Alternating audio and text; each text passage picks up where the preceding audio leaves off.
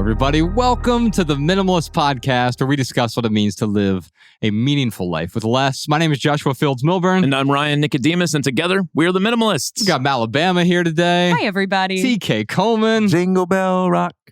We got the rest of our team in the studio as well. Coming up today on this free public minimal episode, we're talking to a listener about the best gift. And no, we're not even talking about Christmas gifts.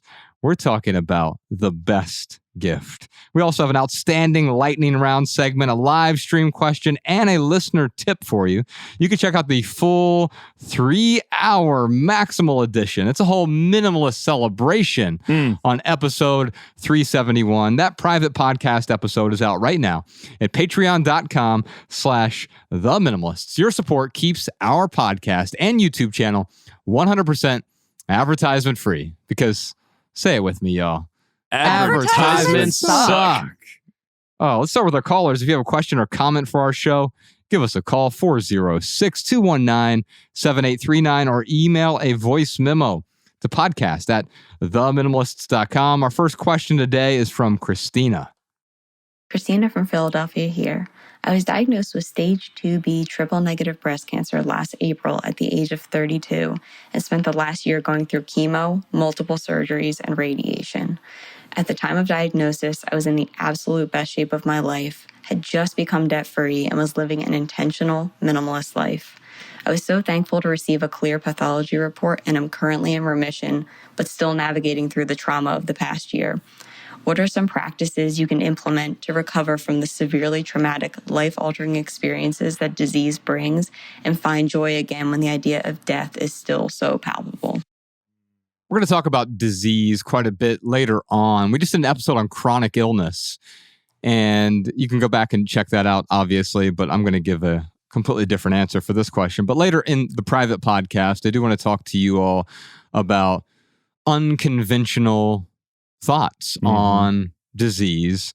And we'll save that for the private podcast. But there's something really beautiful, Christina, about what you're saying here is you're beginning to realize that a clean slate is the best gift. Mm-hmm. We've all been given a clean slate at some point in time. It's really freeing in a way. Now, earlier during the intro on the private podcast, we were talking about Ryan's and my journey over the last, 30-something years, but especially the last 12 years. We started the minimalists.com 12 years ago this month.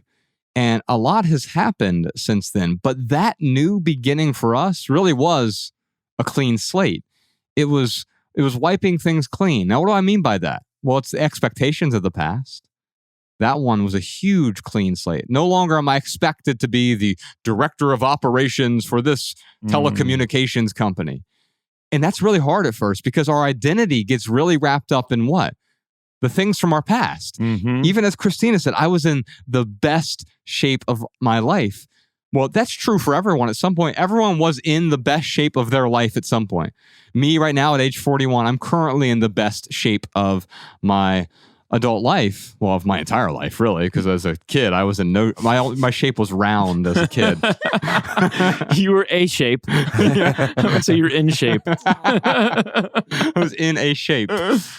And Oh, shoot. but what I'll say is, at some point, though, I'm going to look in the mirror and I'm going to say, what's wrong with this mirror? I like the mirrors from the past better. Now, what do I mean by this? I mean that at some point it all fades. Yeah. Now, it might be when you're 80 years old. Jack LaLanne was still in awesome shape when he was age 90 or whatever, right? But 90-year-old Jack LaLanne wasn't 30-year-old Jack LaLanne. And so with time, it all fades anyway. But the beauty of a clean slate, what it allows us to do is put things in perspective. I'm not carrying the past with me anymore. A few months ago, we came in here, Mallory and Professor Sean and I, and Ryan was here as well, and we used the out in the open rule to declutter our office space. And we did it as part of our photo tour that week on the private podcast. We brought literally all of our stuff out. And even as the minimalists, what happened? We had too many things. things from the past. All of our things are always things from the past, by the way. We never bring out things from the future because we don't have things from the future. What a clean slate does is it gets everything out in the open. So, Christina, I applaud you for going through this. I know how painful a disease can be, how painful a chronic illness can be, how painful inflammation can be.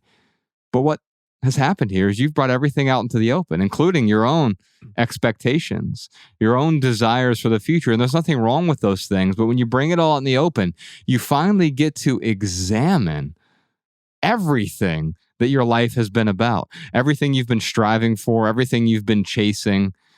And you realize that many of the things you were chasing, you don't realize why you were chasing. And in fact, the things Ryan and I were chasing in the corporate world, we talked about this on the private podcast intro, the things we were chasing in the corporate world, man, I was actually running in the wrong direction. And I didn't have to run the other way. I didn't want to run away from the corporate world, but I did need to, at some point, turn around and walk away from it. And that's what letting go is all about. Yeah. I'm going to quote to you a lyric from a song popularized by the great Nat King Cole, who said, there was a boy, a certain strange enchanted boy. They said he traveled very far over land and sea. And then one day, one magic day, he came my way. And as we spoke of many things, fools and kings, this he said to me, the greatest joy that you'll ever learn is just to love and be loved in return. When our life is afflicted with pain, particularly the kind of pain that you shared with us today, the kind of pain that can't always be changed or treated, it's so important to remind ourselves that there is nothing that can take away our ability to make another human being feel loved, that we always have the capacity to serve someone else, to bless someone else, to help someone else. And relationships, one of the things that, I heard the saying, life is a terminal illness, and it comes for us all. And it's just a matter of when. But what that brings to us is an awareness that, man, when it all goes down, the only thing that matters is who I loved and who I allowed to love to me, who I allowed to love me. And that's not just like some moral position. That's actually the greatest soothing ailment to our pain, to those pains that we can't change. It's that knowledge that, man, even with all that I'm going through and all that I can't change, there's still someone out there who feels seen and who feels heard because of the life that I'm living and because of the way that I'm giving. And so when you ask about ways to deal with this, especially after the traumatic experience has taken so many things away, I would say look for opportunities to open your heart up to be available to those who want to be there for you, and look for opportunities to be there for people who might need you in spite of the feelings of, man, inadequacy, in spite of the feelings of hurt and frustration that might come up in your life and make you feel like it's over. Yeah, man. How do I follow that? I knew I should have went next. Do you have any Natalie Cole quotes? Right, exactly.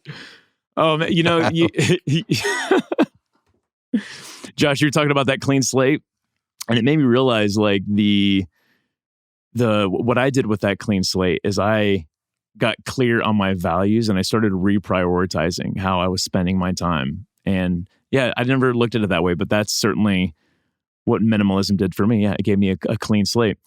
And what a gift that is. Oh yeah, And by the way, it's really terrifying at first, right? Because you have that clean slate and it's like unlimited possibilities.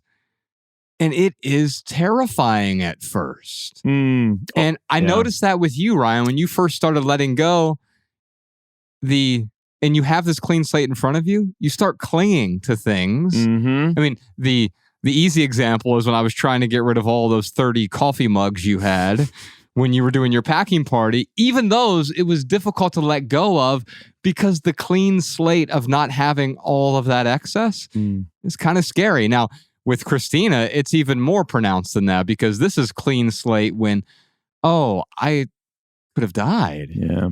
And this is bonus time now. Yeah, absolutely. No, I'm so glad to hear about your recovery, Christina. That's awesome. Her question made me think about when I broke my back. And like, I was asking the doctor, I'm like, what do I do? And he's like, dude, you do nothing. He's like, you have to be in bed for 6 weeks. Yes.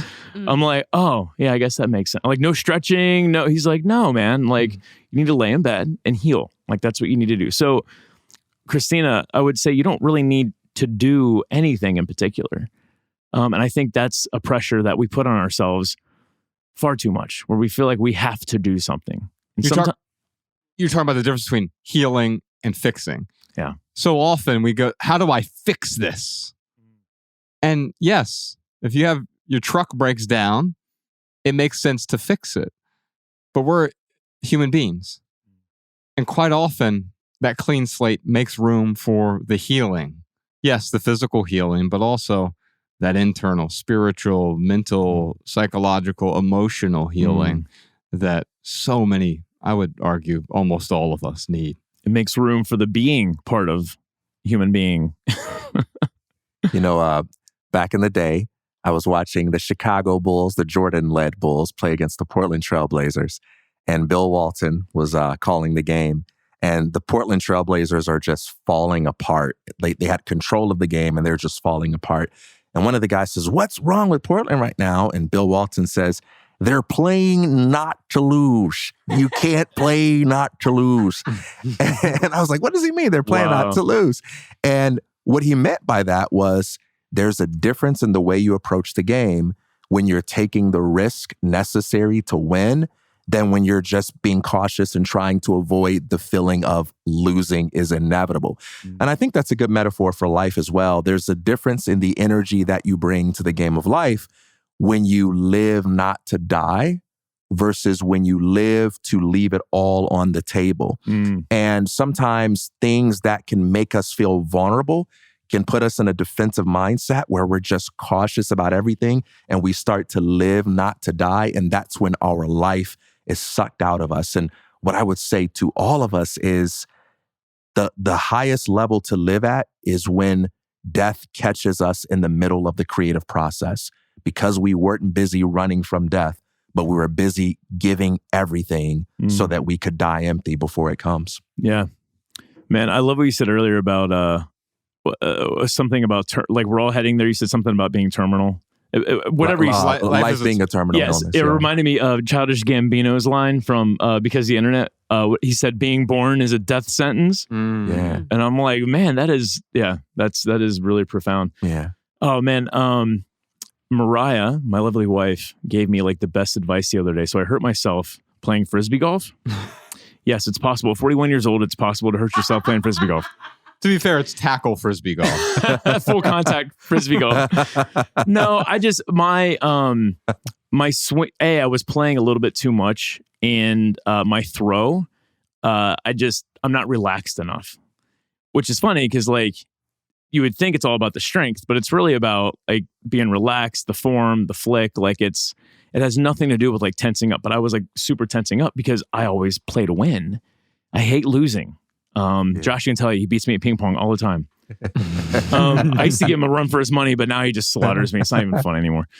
But Mariah gave me this awesome piece of advice. She read a quote somewhere. She was like, oh, this quote might apply to your Frisbee golf. And it said something, I'm paraphrasing here. It said something along the lines of, don't give 100%, give 85%.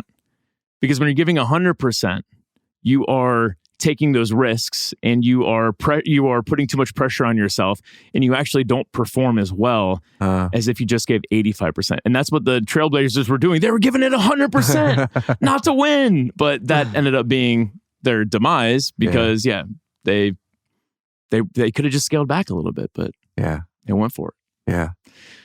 Christina, I'm going to send you a copy of our book, Everything That Remains. Ryan, we wrote the first draft of this book a decade ago, and it's really a book about creating that clean slate in our own lives and what a gift that was, and also how terrifying that was. Yes, we were two suit and tie corporate guys walking away from the corporate world. It's probably my favorite book that we've ever published, and I really enjoy the way that it is formatted. So it's 200 and some pages, but it's written from my perspective, but every page Ryan interrupts me. It's rather mimetic of our relationship. And so I don't ever interrupt him. Ryan, what time is it? You know what time it is. It's time for the lightning round where we answer your questions from TikTok. Yes, indeed. You can follow The Minimalists on TikTok, Instagram, Facebook, and Twitter at The Minimalists. During the lightning round, this is where we each have 60 seconds to answer your questions with a short, shareable, less than 140 character response. We put the text to these minimal maxims in the show notes over at theminimalists.com/podcast, so you can copy and share our pithy answers on social media if you like. It looks like Shauna has a question for us. I have loved ones that actively try to discourage my minimalist lifestyle because it makes them uncomfortable and insecure. How do we continue to love our friends and family when they act like this? Professor Sean, put 60 seconds on the clock for our good friend Ryan Nicodemus. Am I going first? Let's do it. Let's do it. Well, one thing I'll say before I give my pithy answer. I'm reading this Ryan Holiday book. It's like the life of Stoics. I'm sure you've read it. Yeah. I forget who it was, but one of the Stoics basically said when your reputation starts to build, people will attack it from all angles, and that's what's happening here. So here's my pithy answer for you, Shauna. Compassion is the gateway to understanding. Yes. So in order to receive passion, you have to show compassion, and sometimes you've got to be the bigger person to step up and show that compassion. I'm not saying that this is the rule 100% of the time, but maybe here it might be a thing that you can try, Shauna, because if you can show your family that you truly care about them, you can show them compassion about their desires, their perspectives, whatever it is, they might just start to come around and show you a bit of compassion. Yes. Let's get 60 seconds on the clock for TK Coleman. He's making me go first because I always steal his. So for the first time in history, my own maxim. People can't love you unless you give them the real you. Imagine the following scenario. You're raising money for a really important need, and you go around begging everyone to give you money. And surprisingly, everyone is compassionate and they just shower you with money, but everyone writes it in the form of a check. And so you collect all these checks. You don't take the time to look at them, but you're excited because people have given you a lot of money. And you go to the bank to cash the check and they say, the name on these checks doesn't match the name on your ID. And you look and you can't cash the check because it's written in a different name. That is what it's like when you do all sorts of things to get people to love you, but then you can't cash in on that experience of love because it's not even the real you that they love. You gave them some sort of character that you thought would be easy to deal with, but ultimately they're loving a character, not the real you, and you can't really enjoy love if the real you isn't around to enjoy the benefits. Give them the real you, even if it makes them uncomfortable. Woo! Yeah. TK Coleman. I mean, he was like 2 seconds over, but whatever. It's one of those buzzer beaters that just look so good. The ref is like, it counts. It's LeBron. It counts. Give me some time on the clock. So here's what I'll say. I often say that judgment is a mirror that reflects the insecurities of the judge. I'd like to append that or update it, amend it with some new information here, specific to Shauna. Judgment is a mirror reflecting the preferences of the judge. So quite often, when these people were saying, I could never live that minimalist lifestyle. I need my house to be more cottagey, right? I need my home to have more things. I need more stuff than you. Now they're judging you and saying you should have the things that I want as well. Understanding they're simply revealing their preferences to you. It's not a judgment of your things. It's a judgment of how your life would fit into their life. And as soon as you understand that, you don't have to cling to their preferences. You can even get curious. You can welcome their preferences. Oh, that's great for you. But this is great for me. Yeah. Welcoming the preferences, that's the compassion I'm talking about. Yes. Like that's exactly how you do it. Let's move on to right here, right now. One thing that's going on in the life of the minimalist. We'll do that here in a second. But first, let's check in with our Patreon live stream. Malabama, do you have a question from the live stream for us? We sure do. Here's a question from Georgina. How do I let go of excess possessions like clothes, kitchen gadgets, electronics, etc., while I'm unemployed for a bit and stuck in a survival mentality. First things first. If you need to get employed first before you can know what you need to let go, that's cool. Minimalism doesn't come with a shot clock, right? There is no rule that says you've got to make all the decisions you are ever going to make about all the stuff that you will ever get away in the next 30 seconds, 30 minutes, 30 days, or whatever it may be. It sounds like you're in a situation right now where the number one priority is to figure out what you're going to do professionally, what your source of income is going to be. And then once you have those things locked in place, you'll be able to look at your situation and make a better assessment about what you can afford to keep and what you can afford to let go of. I would prioritize in that way. Man, I almost want to say like this is the best time to let go of stuff because if you're unemployed, you're probably thinking about finances. I know I was when I got laid off. I was thinking about finances. I started selling my stuff. Yes, like the stuff that I absolutely knew that like okay, that doesn't fit in the at the time for me it was the 1 year rule. Like did I use it in the last year? Am I going to use it in the next year? So I can make decisions based off of mostly that rule. There are a few others I use as well. But I mean, this might be the best time for you to get rid of stuff because you can maybe even earn a little extra income while you're unemployed. This year, I've sold more things than I ever have. And all of those things that I sold, I don't miss them, right? And so we tell ourselves this story that, I'm going to miss this. It's going to have some hypothetical value in a hypothetical future. And that future arrives. And it's still a piece of junk that's sitting there in our house. Now, it is true there are some things that you may miss if you let go of them, right?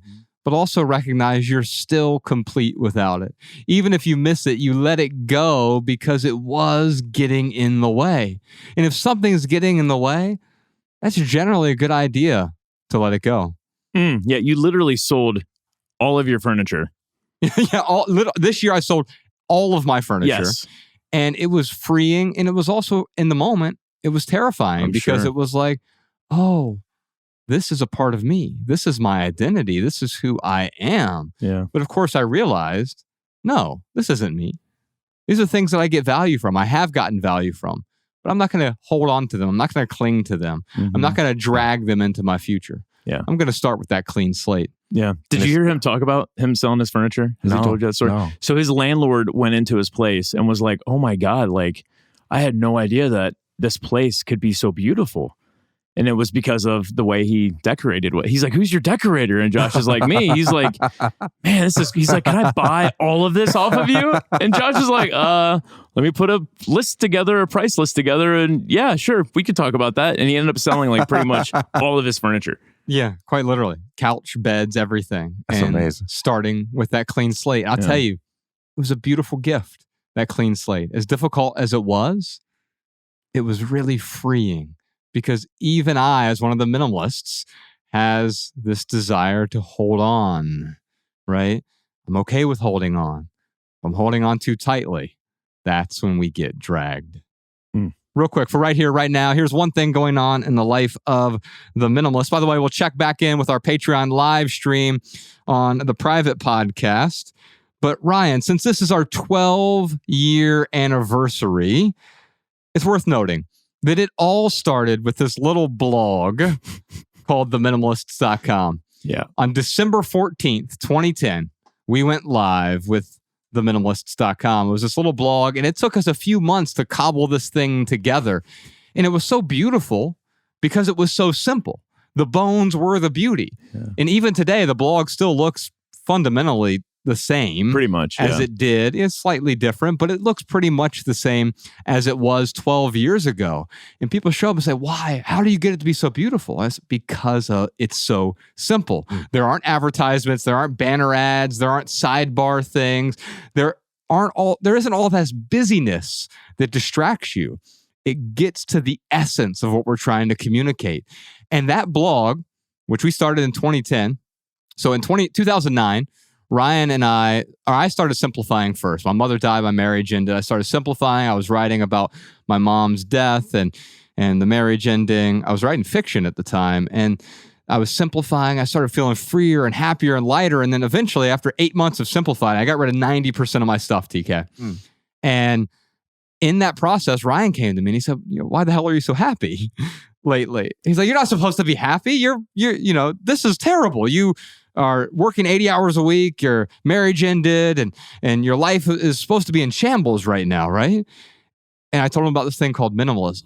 And he's, super extreme, very American attitude. And he's like, I need to simplify right now. He's like, how'd you do it? I'm like, well, I took 8 months and I slowly considered. He's like, yeah, whatever. Screw that. Lame. Yeah. And so we came up with this idea of the packing party, which folks saw in our last Netflix film, Less Is Now. And he just boxed up everything as if he were moving and unpacked everything that he needed over the next 21 days. That was the beginning of the minimalists.com, was that 21-day packing party. And so we started a website. We didn't know it was called a blog at the time. I was writing essays because that's what I was familiar with. I wasn't really familiar with blog posts and the terminology. And so we figured out how to build a website. And I realized how simple it could be, even though at first it was really difficult. And so 12 or 11 years ago, Ryan and I, we wrote a blog post called How to Start a Successful Blog Today. And we just updated it this month. It's called How to Start a Successful Blog in 2023. And it's literally our step-by-step process, because the blog that we started in 2010 is still the backbone of everything that we do. And we can attribute everything that we've done since then to starting that blog. Ryan and I have published 4 best-selling books together. We've been on 10 speaking tours, book tours, podcast tours. We started a podcast and eventually brought TK on board, and Mallory and Jordan O'More, Professor Sean and Podcast Sean, and Danny Unknown and Emma the Immigrant and the rest of our team. And we brought them here all because this blog started and people started getting value from it. I remember that first month when people showed up. We had 52 readers that first month. And that's really unimpressive to the average person. But for me, I spent my entire 20s, TK, getting rejection letters from agents and publishers. Everyone who read my writing was saying no. But then when Ryan came to me with this idea like, hey, Josh, you've been writing for a while. Maybe we could write about this whole minimalism thing we've been trying out. And I was like, okay, we'll give it a shot. Finally, someone was saying yes. 52 people said yes to my writing. And then 52 turned into 500, turned into 5,000, turned into 5 million people eventually. And so millions of people have read what we've done, and it all started with that blog. So if you are interested in starting your own website or blog because you want a creative outlet to express yourself, to communicate with an audience, well, we have that recipe. It's a step-by-step recipe. You can start a blog in less than an hour and start writing right away without anything superfluous. You don't have to spend the months that Ryan and I did, just fumbling around with cobbling fonts. together. Yeah, cobbling together HTML. I wish we had this resource that we had when we started our blog, because he called me up like after a week of this idea of starting a website, and he was like, I can't do it, man. I mean, I don't know how to code. Like, I've tried. It's like learning a new language. He's like, I don't think we can do this. And I'm like, okay, like, no pressure, But then he had come across like some tools that coders already had out there for us. And he was able to use those, and it made it so much more simple. But we could have avoided a lot of pain if we had like a guide like we have right now on our website. In fact, so many people started coming to us and they're like, hey, how did you start your blog? That's why I wrote the original post. And I've updated it a bunch since then. In fact, I just updated it this week with a bunch of questions that people have asked over the course of this last year. They're asking questions about, is blogging dead? Or how do I make my blog more successful? How do I reach an audience? And so all of these questions that people have asked, I just said, okay, great. Instead of me just answering people one-on-one, I update this blog post. So you can start a blog in less than an hour, but also there's a bunch of questions.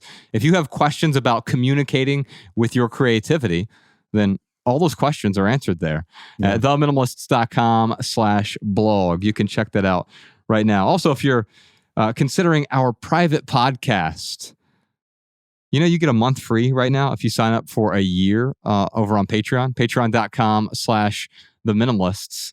I will say this is the only podcast worth paying for because we don't do any advertisements. Although I really, on April 1st, on our website, I want to do a bunch of banners and like pop-up ads, but like of, just fake companies, Mountain Dew, like just like really obviously fake ads.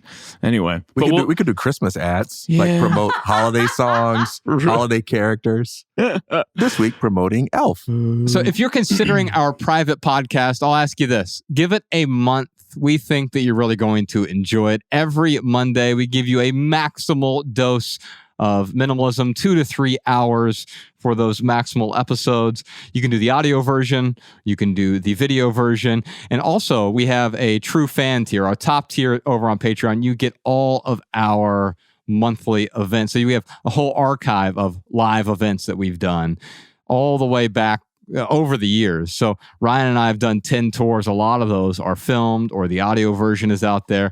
And if you're one of our 1,000 true fans on Patreon, you have access to not just our current live events. Every month we put out a new live event on Patreon, but all the archives of our live events as well. No matter what tier of support you subscribe to, you also get access to all of our archives, our podcast archives that go all the way back to 2015.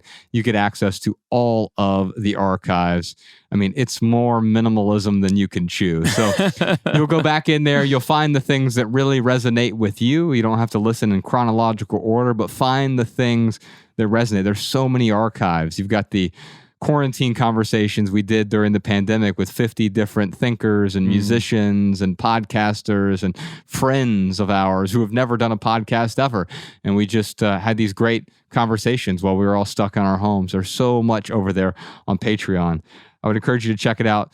If you're one of those 1,000 true fans, by the way, last time I checked, there were 19 slots available. Because we capped that one tier at 1,000 true fans. Kevin Kelly's idea of the 1,000 true fans. Yeah. And so at the moment, as of this recording, there are 19 spots left if you are interested. All right, before we get to our listener tips today, coming up on the Maximal episode this week, we have a million more questions from callers, social media, and the live stream. We have a private minimalist home tour. We're taking a detour for this one, Ryan. We are going way back down memory lane. I have some rare photos of our very first tour in 2011. And basically, I have these photos so we can make fun of your shorts. We have our impulse purchases segment coming up. We, of course, have TK's tweet of the week and a brand new segment from Ryan. It's called Tossing Ryan's Word Salad. We've got an outstanding added value segment for you as well. It's a book, a poem, and an argument, and much more of less, including all of our podcast archives if you're interested. Patreon.com/theminimalists. Try it out for a month. You'll be glad you did. Malabama, what else you got for us? Here's a minimalist insight from one of our listeners. Hello, this is Lari from Brazil, and I would like to share my experience with leaving Facebook. I once had 5,000 Facebook friends because I believed this would bring me more business. It did not. These people were collecting me, like one more pin for the Pinterest board of friends, as was I. So I started to unfriend them one by one. And once I got to only people I actually knew, I still had over 400 friends. There's no way that keeping in touch with 400 people would add value to my life. So I decided to ignore the potential backlash and unfriend until I was down to close friends only. And guess what? There was zero backlash because these people did not actually care about me as much as I did not actually care about them. The next step seemed so obvious to me. All my close friends have my number, so why not limit these interactions to actual conversations and delete Facebook altogether? It's been over a year and I never looked back. All right, y'all, that's our minimal episode for today. We'll see you on Patreon for the full 3-hour maximal edition of episode 371. If you leave here today with just one message, let it be this: love people and use things, because the opposite never works. Thanks for listening, y'all. We'll see you next time. Peace.